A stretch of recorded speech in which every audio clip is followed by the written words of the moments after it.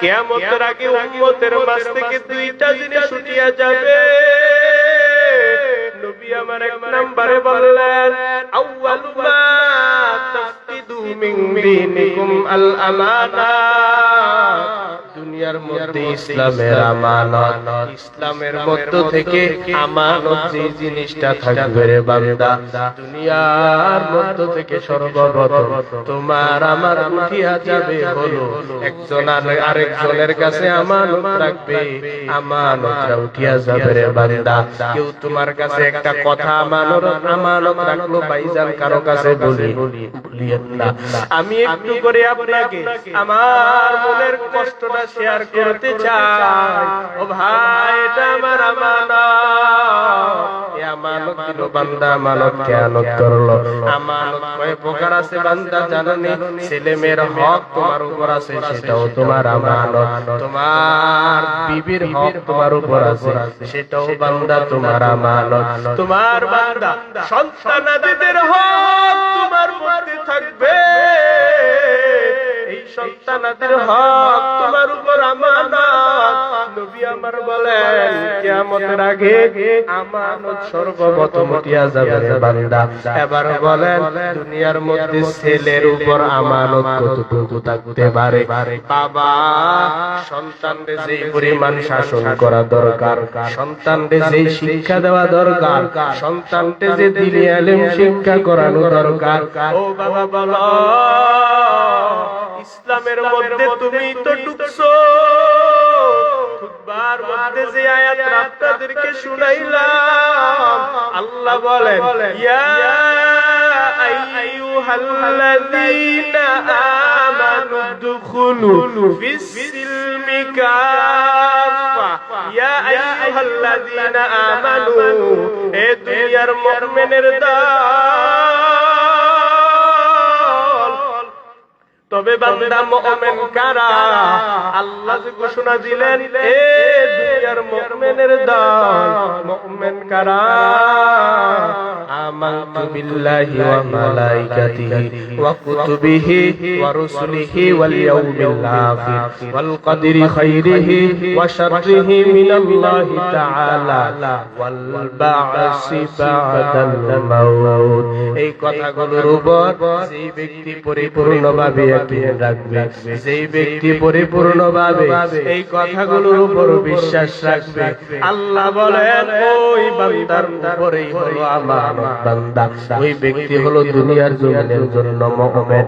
আর মুমিন বান্দারে আল্লাহ জানাইয়া দিলেন, হে মুমিন বান্দারা, আমি আল্লাহ তোমারে জানাইয়া দিলাম, আমানু দুখুলু ফিস-সিলমি কাফা। ইসলামটারে যেহেতু দর্শ বান্দা, অল্প দরবা হবে না। আমি আল্লাহ বলে দিলাম, ইসলামটারে মানছ, পরিপূর্ণভাবে মানিয়া ফালাও। একটু মানবার, একটু মানবানা হবে না। 5 ওয়াক্ত নামাজ আমি আল্লাহ ফরজ করে দিলাম। ফজর পড়বা, যোহর পড়বা না, যোহর পড়বা আসর পড়বা না, আসর পড়বা মাগরিব পড়বা না, মাগরিব পড়বা ইশারের নামাজ পড়বা না। এরে আল্লাহর গোলাম, আমি আল্লাহ তো এই বিধানগুলো দেই না, বরং আমি রব তোমারে জানাইয়া দিলাম রে গোলাম, আমি আল্লাহ দুনিয়ার মধ্যে তোমারে পাঠাইলাম। ওরে বান্দা, ইসলামটারে মানবা, পরিপূর্ণ মানিয়া ফালা।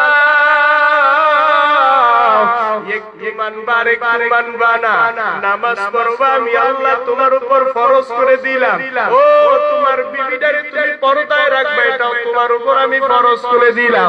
ও তোমার সন্তানটারে তুমি পর্দায় রাখবে, আমি আল্লাহ বিধান দিয়া দিলাম। তোমার সন্তানের হক আদায় করবা, আমি আল্লাহ তোমারে বিধান দিয়া দিলাম।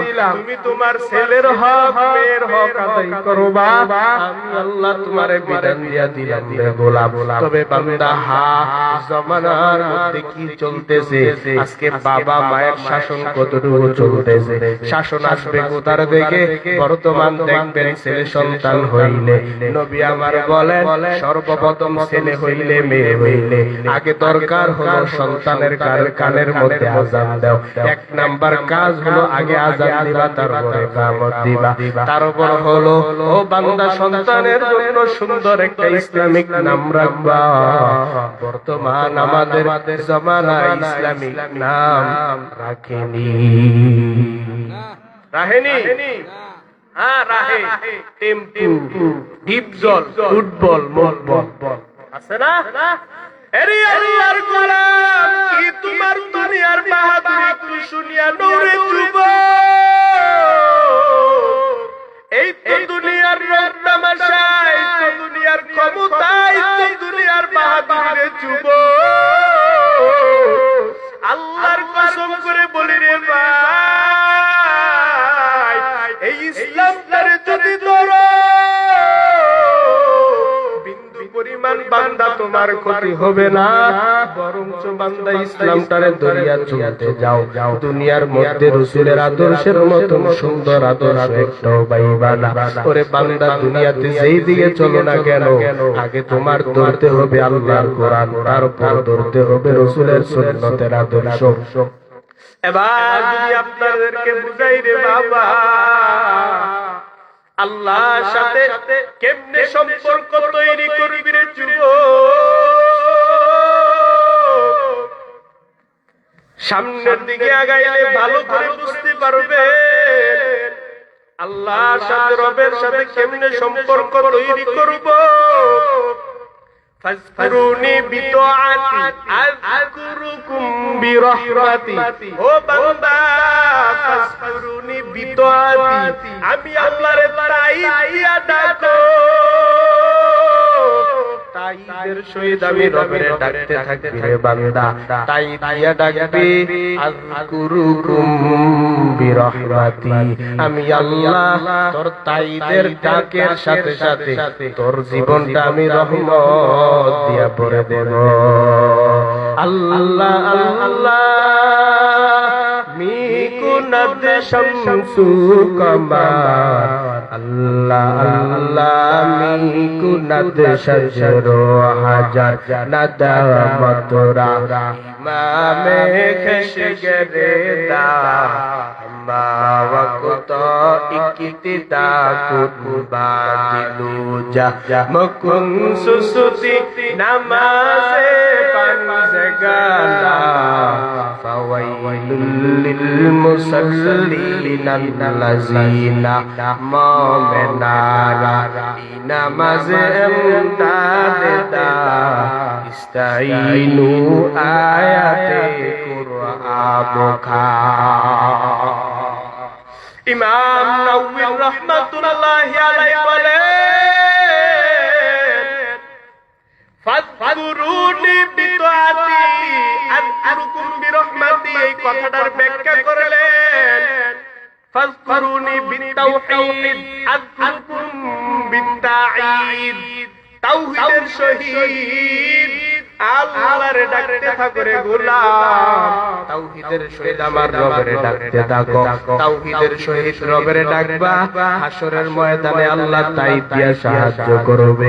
কোন বান্দা যদি তাই দিয়া আমার রবের ডাকো, তাওহীদের সহিত যদি আমার রবের ডাকতে থাকো, হারতে গেলেও আল্লাহর নাম জপতে থাকো। ওরে বান্দা, ঘুমাইতে গেলেও রবের নাম জপতে থাকো। ওরে বান্দা, খানা খাইতে গেলেও রবের নাম জপতে থাকো। ওরে কোন বান্দা যদি কোন এক বুজুর্গ বলে, ওরে বান্দা ঘরের মধ্যে দেয়াল গড়ি যে থাকে, কাটাটা টুন টুন করে একটার পর একটা নড়ে, কোন এক বুজুর্গ বলে, ওরে দেয়াল গড়ি তো টুন টুন করে আওয়াজ দেয় না, দেয়াল গড়িটা টুন টুন করে আমার রবের তাসবিহ জপে। গরি হরদম বগুয়াদ আল্লাহু, নাগুয়াদ টুনটুনা টুনটুনা টুটু, বাজাহের সব এমি আয়াত কে টুটু, কে দরমানা বগুয়াদ আল্লাহু। জিকির করব একমাত্র কার। আরে আল্লাহর গোলাম, আমার রবের সাথে যদি গভীর সম্পর্ক তৈরি করো রে বাবা, আমার রবের সাথে যদি মহব্বতের বন্ধনটা তৈরি করতে পারো, ওরে দুনিয়ার মধ্যে তাকাইয়া দেখবি রে যুবক, সরকারের সাথে যদি কারো ভালো সম্পর্ক থাকে, সরকারের বাড়ির মধ্যে ঢুকবে কোনো জিজ্ঞাসাবাদের প্রয়োজন নাই। এমপির সাথে যদি কারো ভালো সম্পর্ক থাকে, এমপির পার্লামেন্টে ঢুকবে কোনো টিকেটের প্রয়োজন নাই। মন্ত্রীর ঘরের মধ্যে ঢুকবে মন্ত্রীর সাথে ভালো সম্পর্ক, মন্ত্রীর বাড়ির মধ্যে ঢুকবে কোনো টিকেটের প্রয়োজন নাই। পরে বান্দা এমপির সাথে ভালো সম্পর্ক, এমপির পার্লামেন্টে ঢুকবে কোনো জিজ্ঞাসাবাদের প্রয়োজন নাই। ওরে আল্লাহর বান্দারা, দুনিয়ার মধ্যে যদি আমার রবের সাথে গভীর সম্পর্ক তৈরি করতে পারো,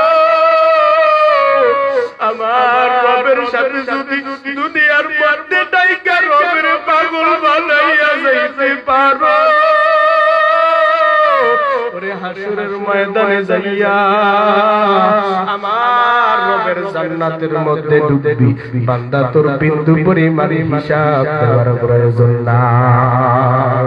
জান্নাত তো যুগসে ইয়া রব क्या करूं, आरज़ू है मैं तुझे देखा करो, और गल्मा जितनी नेमत है तू, सबसे बेहतर नेमते दीदार तू।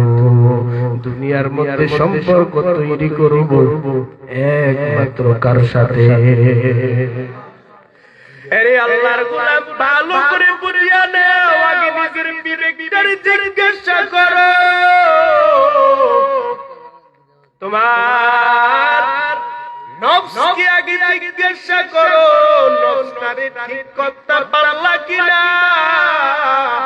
ইস্তাফসা নফসাক, তোর নফসের মধ্যে জিজ্ঞাসা করো, বিবেকের জিজ্ঞাসা করো, আমি কি আজ পর্যন্ত গুনাহের দিকে দৌড়াই নাকি আজ পর্যন্ত আমি সওয়াবে যাইতে পারলাম না? ওরে বান্দা, সওয়াব যদি না কামাই করতে পারো রে বাবা, ওরে বান্দা দুনিয়ার মধ্যে যদি কোরআনের সাথে সম্পর্ক লাগাও, দুনিয়ার মধ্যে চলতে হবে কোরআন দিয়া, দুনিয়ার মধ্যে চলতে হবে রাসূলের আদর্শের সুন্নাত দিয়া। তবে আগে কোরআনটারে ধরো, কোরআনের মধ্যে যা বলছে তা মানবো, রাসূল যা করছে আমরা তা করার চেষ্টা করব। সবাই করব তো ইনশাআল্লাহ। এবার আরেকটু সামনে আগাই আপনাদেরকে বুঝাই কেমন আশ্চর্য ঘটনা ঘটে যায়।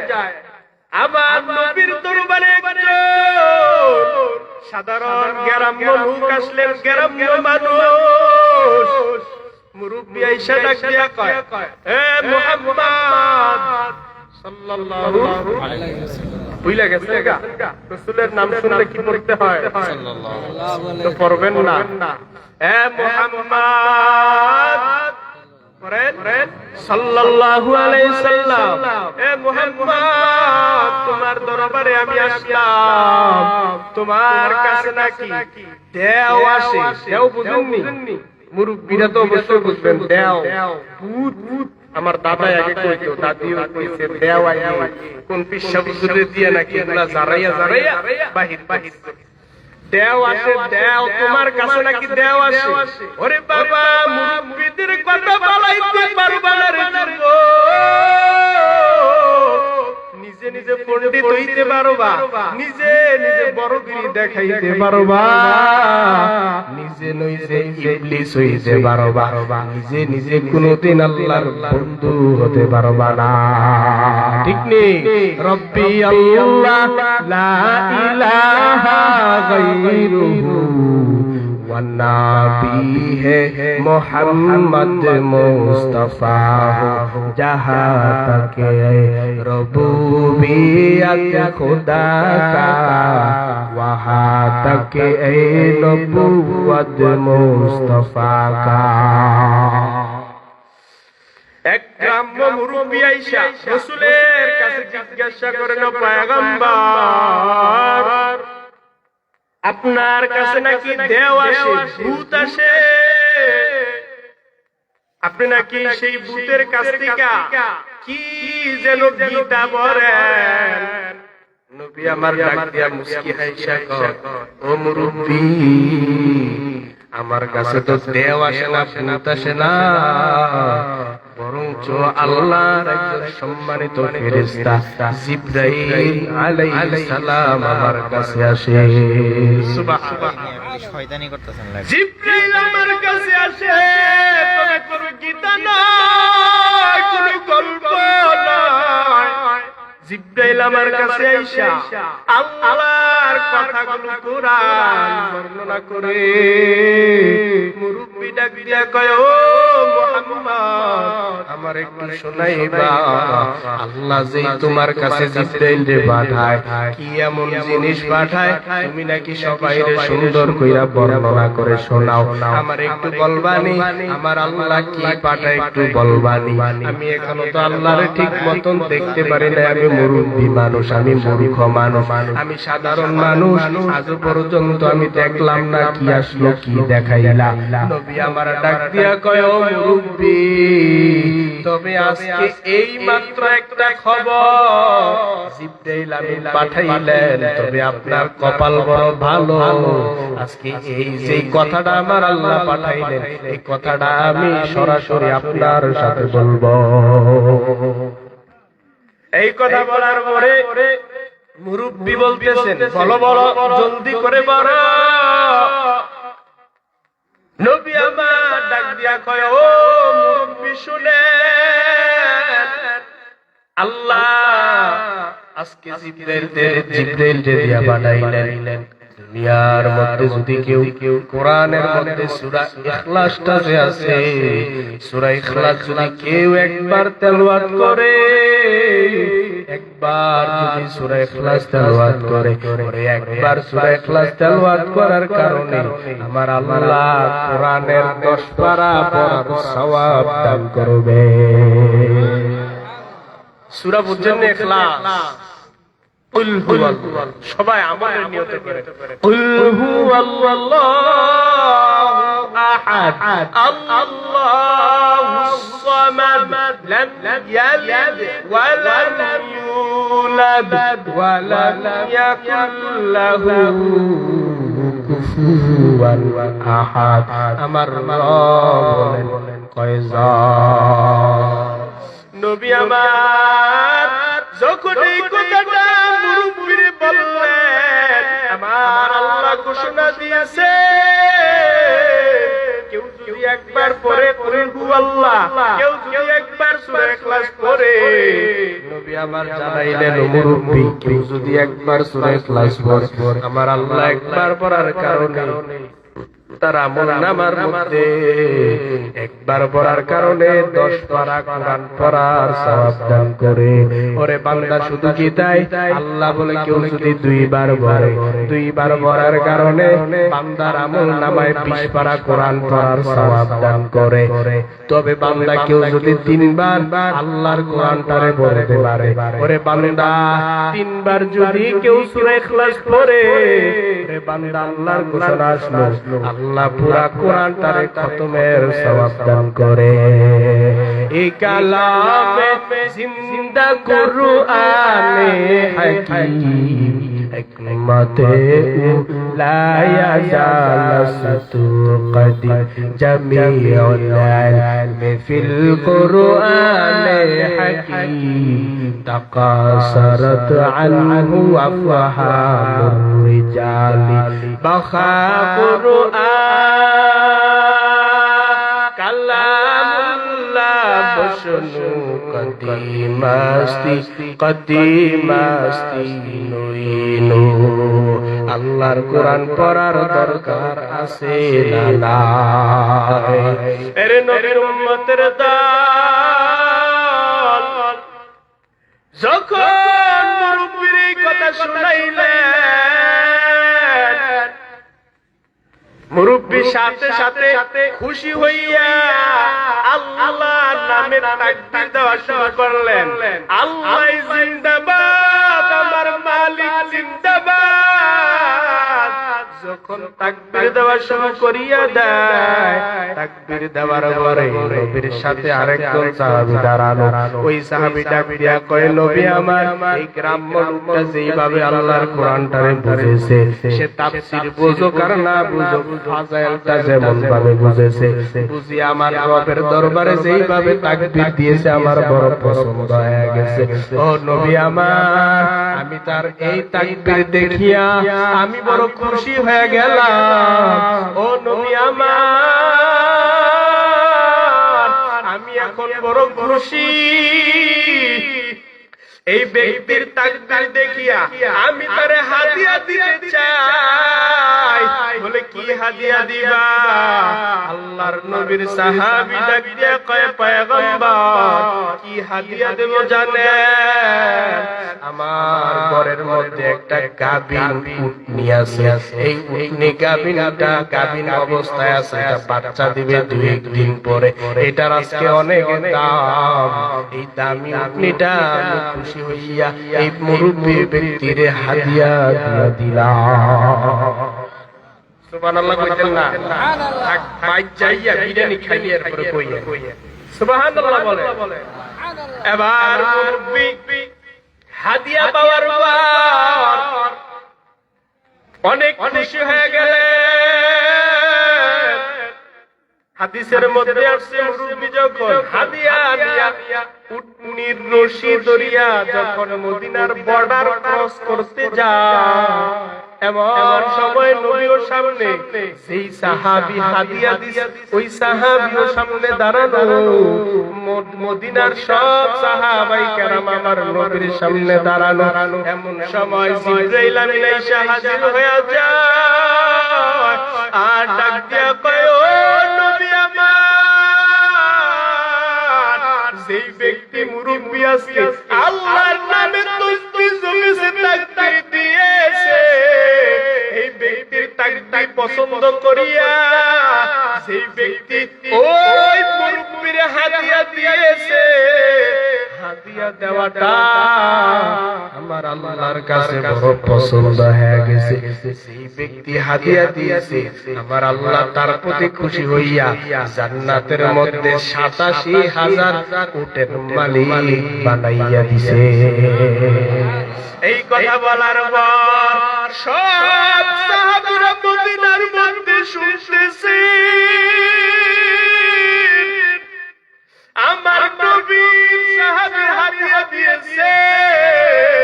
হাদিয়া দেওয়ার কারণে আল্লাহর জান্নাতের মধ্যে ৮৭,০০০ উটের মালিক আমার আল্লাহ বানাইয়া দিয়েছে। এবার সব সাহাবী শোনার পর জলদি করে দৌড়াইয়া আইসা যাদের কাছে কাছে উঠছিল সবাই আইসা ওই মুরব্বী ব্যক্তিটারে একটা একটা করে উট হাদিয়া দেওয়া শুরু করলেন। একটা একটা করে উট হাদিয়া দেওয়া শুরু করলেন। দিতে দিতে হাদিসের মধ্যে আসলেন ওই ব্যক্তিটারে আল্লাহর কোরআনে বুঝার কারণে যদি এত সম্মান পায়, না জানি মুহাম্মদ তোমার আল্লাহরে বুঝলে জানি কি সম্মান পায়। আল্লাহর সাথে মধুর সম্পর্ক করার দরকার আছে না নাই? সবার আছে, কার কার নাই? তোড়া দেখায় দেখায় দেন। এটা কোন কাম করলে এমনি ফান্ডি সাবাইতাছে, মনোযোগটা না এমনি ফান সাবাইতাছে। ফানে যদি শিক্ষা তো এত নিউ ওয়াজার বাজার না বুঝছেন না, মনে হয় এক বুঝছেন নতুন বুঝছেন। আমি এমনি চিল্লাইতেছি, আপনারা বুঝি আপনি চিল্লা যাইতেন কে বিল্লা। আল্লাহ কবুল করেন বলে না। আমি খুব অসুস্থ, খুব মারাত্মক কথা বলতে এত কষ্ট হইতাছে। 2 দিন আগে মারা গেছি কুড়িগ্রাম থেকে আসার সময় এমন ঠান্ডা লাগলো, অনেক শীত, কথা বলতে অনেক কষ্ট হইতাছে। আমি